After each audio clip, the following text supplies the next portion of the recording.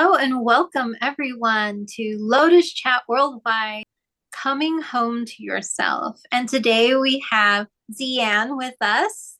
Hi. And today is a great episode. We have a lot of questions that we want to get through with the time that we have. Welcome to all of you who are joining us on Spotify podcast as well. Thank you so much for listening in. And Zian, let's get to it. I'm really excited about this one. So, coming home to yourself. What do you think we mean by that? Ooh, I love that topic when you texted me this, and I love it. And I think for me, coming home to myself is just being the real me. I don't need to be pretentious. I don't need to perform. I don't need anyone's approval. This is who I am, and I'm comfortable with who I am. So to me, that's my definition of coming home to myself. What about you? Oh, I love that. Yes. I loved your how you define that because I define it very closely, very similarly to what you said.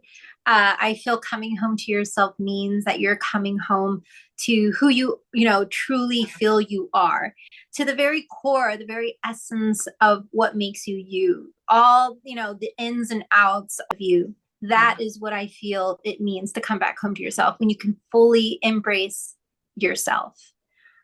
So, Deanne, that takes us into our next question. And that one is, what are some things that you feel can take us away from being authentically ourselves, authentic to ourselves, and what we truly believe? For me, I think it's definitely when my mind compares myself to what someone said or to what I've seen, and I cannot avoid this topic without acknowledging social media. So whenever I'm on Instagram and if I see my peers or my colleagues or someone who looks like me or someone who aspires to be and I can't help but sometimes to compare, but then I pull myself back. Everyone's on a different journey. I don't need to compare with anyone else, and it's a constant reminder. So I think that exposure to social media all the time, which I'm learning to have boundaries with myself, but that exposure itself kind of brings you back to the reason why sometimes you can't be truly authentic to yourself. Ooh, I love that. I absolutely love what you just said. So, Deanne, the way that you described how external things can take us away from really embracing ourselves fully, take us away from authentically and Mm. being ourselves is so true. I do feel there's a lot of external pressures and comparisons. Okay, what do I truly feel in this moment? What do I Yeah. truly believe? What do I really love? And what do I really want to, you know, go towards? What type of Mm. growth am I seeking here? So, all in all, I feel sometimes we let the external kind of like plague our mind and get us Yeah. into a sense of like, well, I should be where that person's at, or I should look like that person, Yeah. or I should be acting like that person, when really and truly it's about you being just authentic to your own self. So, Ziana takes us to our next question about the fact that is it ever, this is a really good question. I'm glad that I thought about this one because I know sometimes this happens. Is it ever okay for us to compromise our authenticity?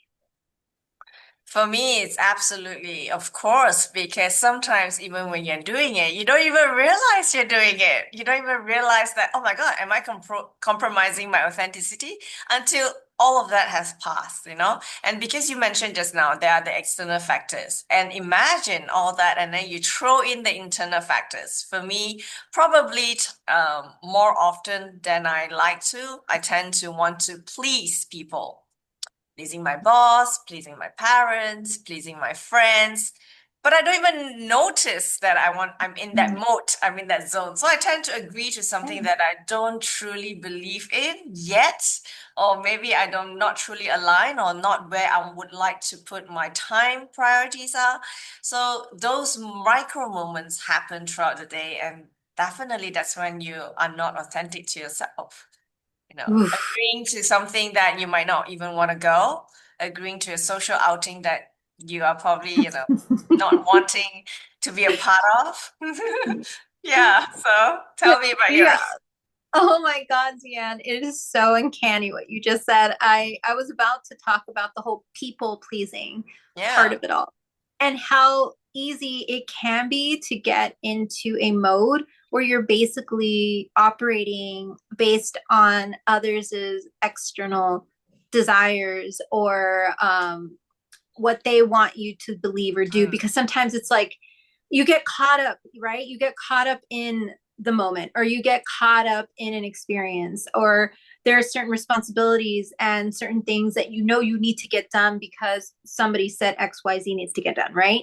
And sometimes those things may require you to kind of be like, I need to bite my tongue. I'm mm, not going to say anything because I know that this needs to get done, or I mm, know um I don't want to rock the boat, or I don't want to mm. da da da. And sometimes those instances can cause us to actually say, look, I might be compromising a little bit of my authenticity, but it's not until after it happens where you Yeah. realize, oh my God, how did I say yes to that invitation when I knew in Correct. my gut that I was not going to have a good time, or that I was not going to have a good experience? Yeah. Or how could I say yes to taking on more, like more on top of more, when I Mm, know that I'm going to get tired, or I'm going to get burned out, or I'm going to mm. do. I wanted to say that, and sometimes you're trying to balance the idea that you want to be open, you want to be flexible, but yet you want to protect your boundaries. So, it's a very fine line. Oof, a very fine line. And it's how I believe we all learn how to balance that. Balance our authenticity, what we truly believe in, what we know in our core we feel is right, or what we love, what we truly want to go, like I said, Mm, after. Balance that against what, certain external or mm, even internal factors that may come in our head. So Zian, we're definitely going to want to make sure that we kind of put a nice bow around this by telling viewers about what it feels like. Like, let's mm, say it's been a while since you've checked in with your true self. It's been a mm. while since you've come home to yourself. What does it feel like when you finally do? What is one moment that you can say was a moment you came back home to yourself? Mm, for me, the check, or rather the feeling, is when my body aligns with my thoughts. It's a very hard feeling to describe, but it's that feeling where you know in your body, your guts, and your blood and everything, your skin, you just feel it like, this is the right thing to do.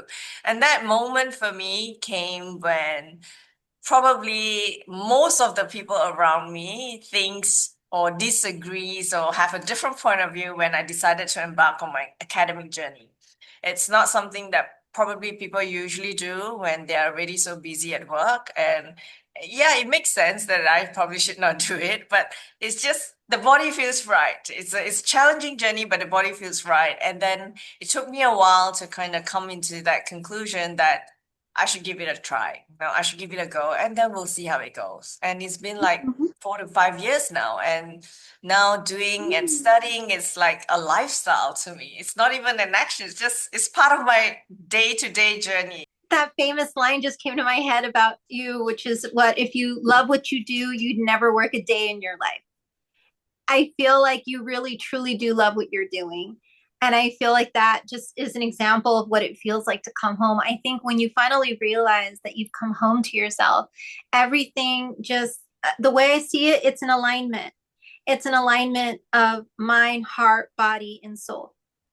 And I do feel that those things can happen when it comes to like, let's say, you've made it. You finally like found the career that Mm, sparked within your career, and you're like, I'm home. This is exactly where I'm supposed to be. Or for example, you move to a new location and you feel at home in that place more so than you could have felt at home in any other place. You're like, yeah, this feels right. I think when it feels right, I think that's mm. when you know, like you said, Deanne, that it feels like home, and even like a connection. When Yeah. you feel you become aligned with the right person and everything just seems to fit, then that's when you know you finally feel like, oh, I'm at home with myself because this person allows me to be at home with myself. Yeah. Um, so, Zian, this has been such a beautiful topic to speak with you about. Is there any last words that you have for our viewers or listeners about this topic? No, I think that every moment when you get to be authentic, that's the moment that you get to seize and, just be your real self, even though others may or may not want you to be that person.